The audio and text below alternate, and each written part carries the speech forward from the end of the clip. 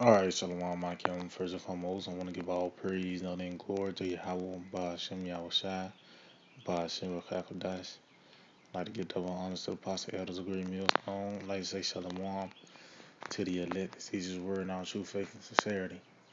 And yeah, today I just kind of want to lamb back on the video I did yesterday dealing with the chariots because by the way of us being delivered, on them chariots, we'll be able to pretty much witness the destruction of America, man. We're gonna have court-sized seats to the destruction of America, which that's part of the reward is to see the downfall of the enemy. Matter of fact, let's get that because that's gonna be the end of the nightmare, man, which is called America, man, and this whole system as a whole, man. You know what I mean? So this is Ecclesiastes 25:7. It said, "There be 9 things which I have judged in my heart to be happy. In the 10th, I will utter with my tongue. A man that hath joy of his children, and he that liveth to see the fall of his enemy." And yeah, man, we're gonna actually, pretty much be preserved. Over the part that righteous number, be preserved. To see the total destruction of America, man. That's part of the reward, man. Matter of fact, let's get this in Revelation the 18th chapter. Cause that's gonna be a joyous time, man. Yeah, I mean, that's gonna be a pretty much, hey man, that's gonna be a beautiful time, man. Let's see. Yep, this is Revelation 18:20. It said, "Rejoice over her, thou heaven, and ye holy apostles and prophets, for the Most High have avenged you on her." See, and you see, we're gonna be rejoicing, man, in that day. Why? Cause the Lord have avenged us, man.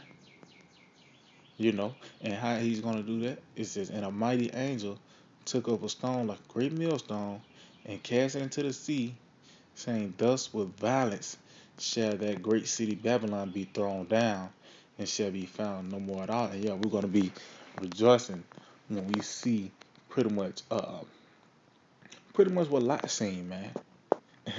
Yeah, I mean, because same way how Sodom and Gomorrah went out, that's how America's going to go out. By the way of fire and brimstone, which in the modern times, the fire and brimstone, the fire that come down from heaven is going to be those thermonuclear missiles, man. You know, which Lot didn't get a chance to see the destruction of Sodom, but this time Lot will be able to see the destruction of Sodom, man. That's part of the reward. You don't think Lot wanted to see that, man? Lot was pretty much, he was at the gates, meaning what he was prophesying, man. You know, and matter of fact, let's get that. Is that I think that's Second Peter 2. Let's see. It's Second Peter 2:6. It says, "In turning the cities of Sodom and Gomorrah into ashes, condemn them with the overthrow, making them an example unto those that after should live ungodly." So guess what? Sodom and Gomorrah is pretty much a sample of what the Lord is gonna do, man. An example, meaning an example, man.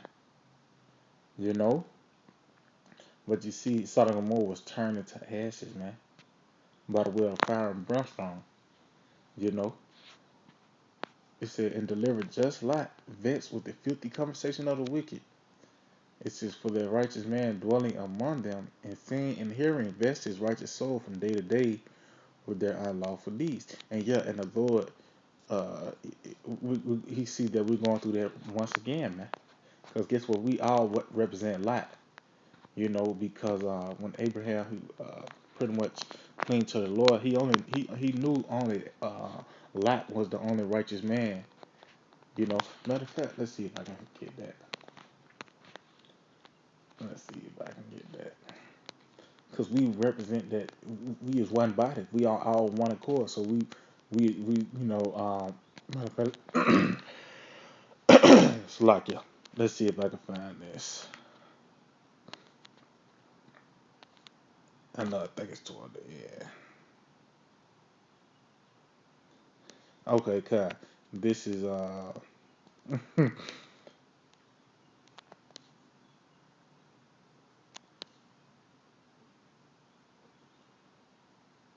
okay. This is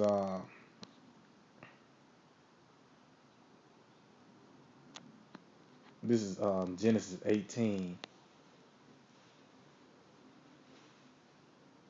and I start at 20.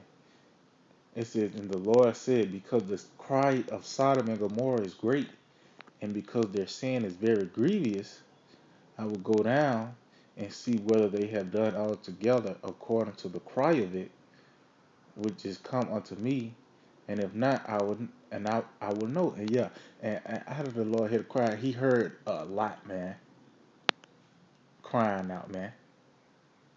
You know, Lot was at the gates. You know, which we're going to get that in the next chapter. But Lot was in the gates, man. Pretty much, pretty much represents prophesying, man.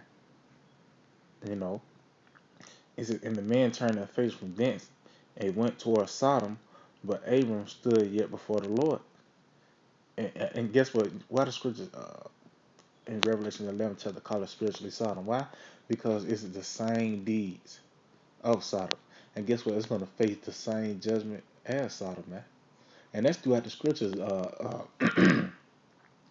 that pretty much Babylon is going to suffer the same judgment as Sodom, man.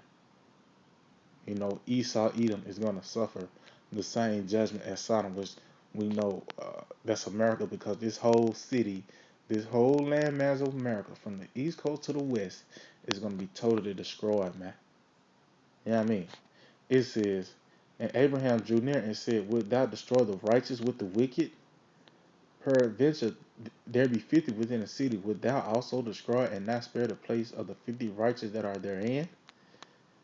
That be far from thee to do after this manner, to slay the righteous with the wicked, and that the righteous should be as the wicked, that be that be far from thee, shall not the judge of all the earth do right? And the Lord said, if I find in Sodom 50 righteous within the city, then will I spare all the place for their sakes. And Abraham asked that. Abraham asked that. Why? Because he understood it was only Lot there, man. It was only Lot there, man. You know.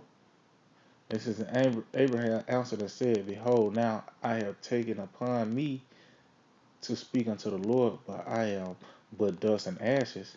Peradventure there shall lack 5 of the 50 righteous, without destroy all the city of lack of 5. And he said, if I find 40 and 5, I will not destroy it.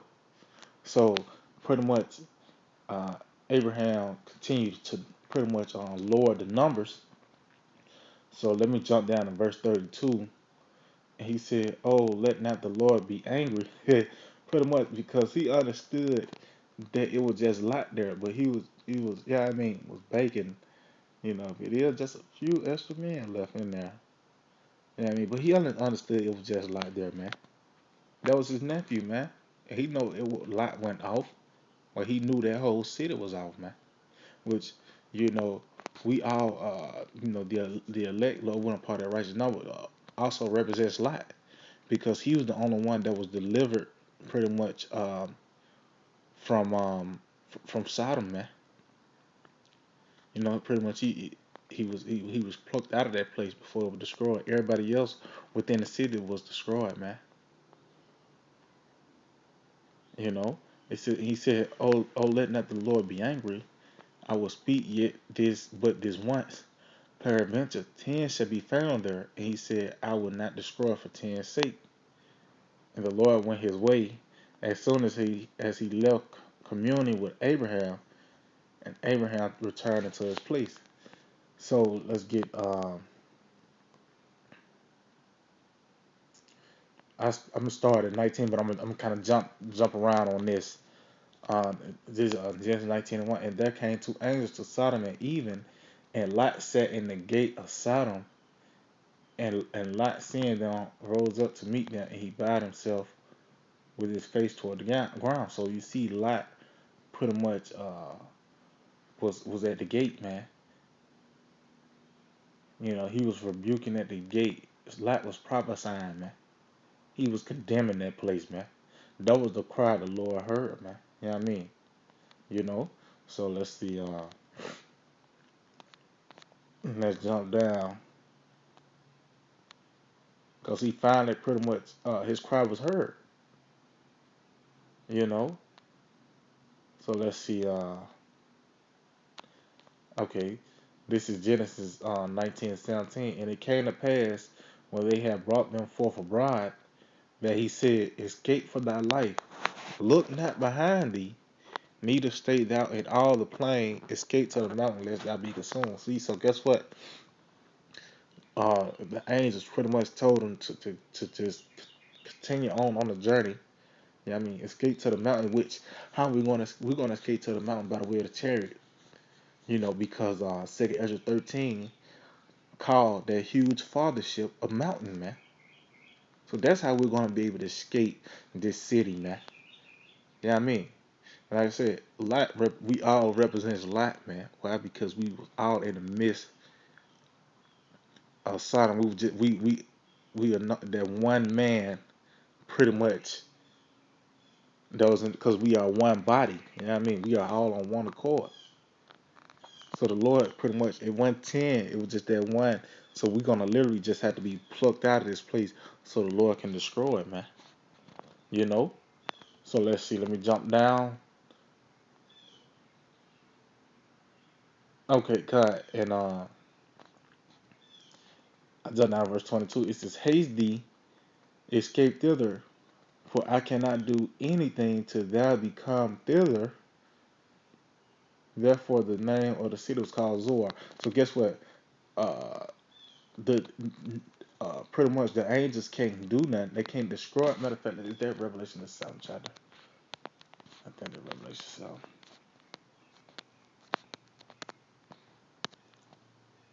Yeah, this is Revelation 7 and 1. And after these days, I saw four angels standing on the four corners of the earth, holding the four winds of the earth, that the wind should not blow on the earth, nor on the sea, nor on any tree.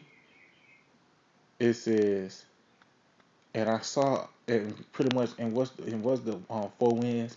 The destroy wind. When what you read in Jeremiah 51 and 1, man. Those thermonuclear missiles, man. The discretion, pretty much.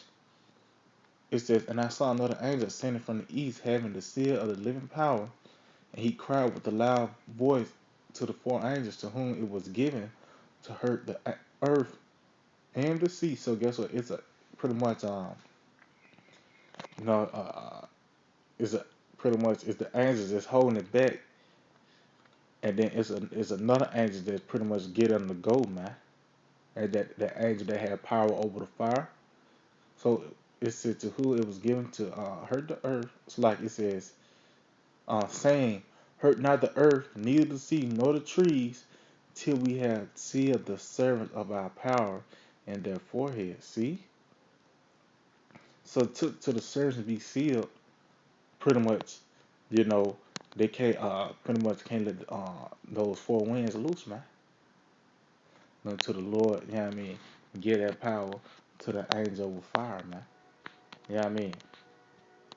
And then he gonna get the other angel. They gonna the angels gonna get the go. You know what I mean? To let them win, let their thing loose, man. Pretty much, you know. So it says, "Haste thee, escape thither, for I cannot do anything till I be come thither." Therefore, the name of the city is called Zoar.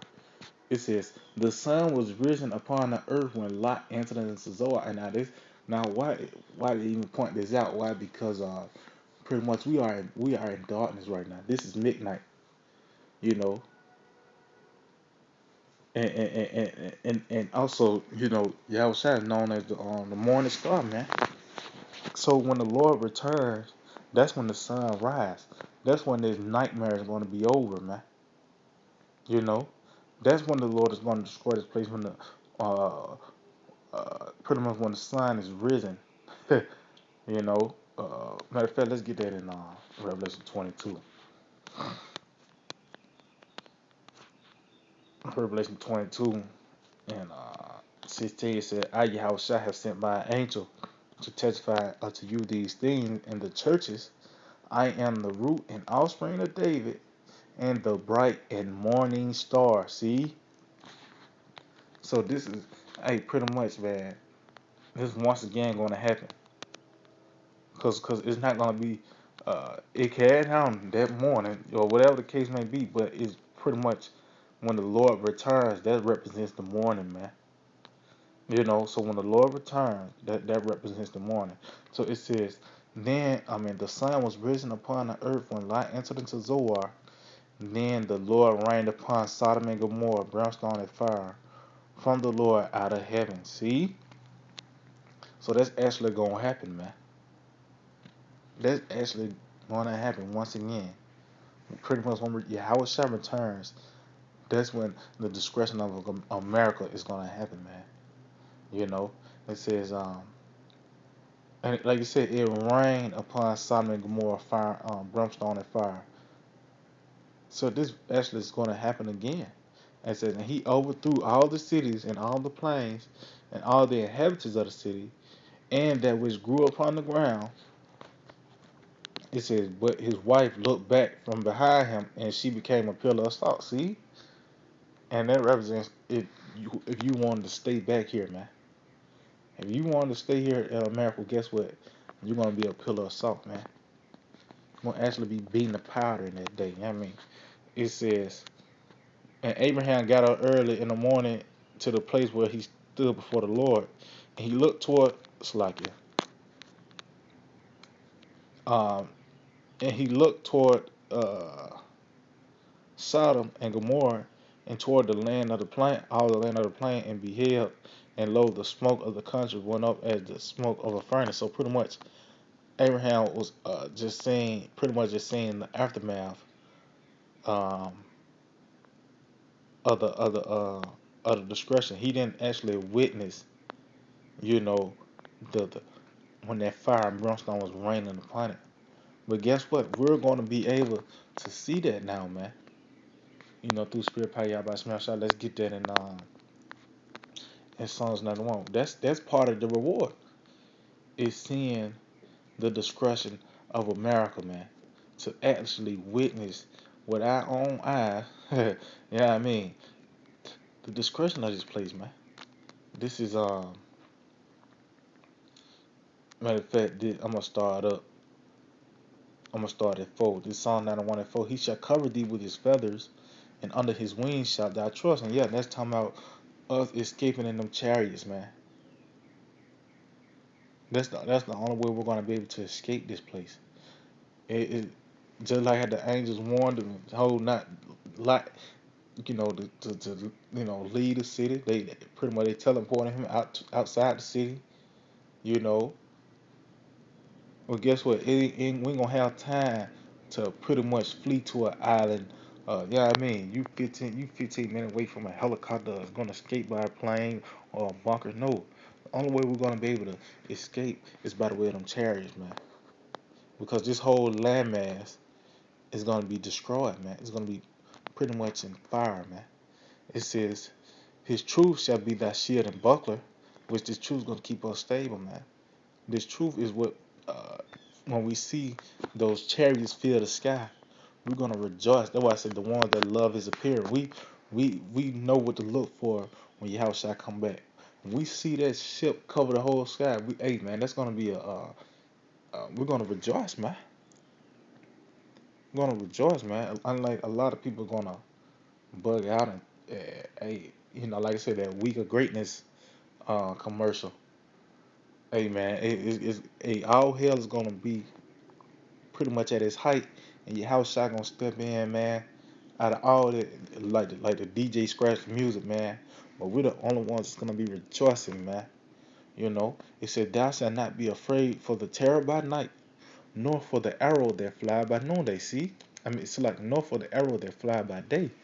See, which we know the arrows are the missiles, nor for the pestilence that walketh in darkness, nor for the destruction that waste of at noonday.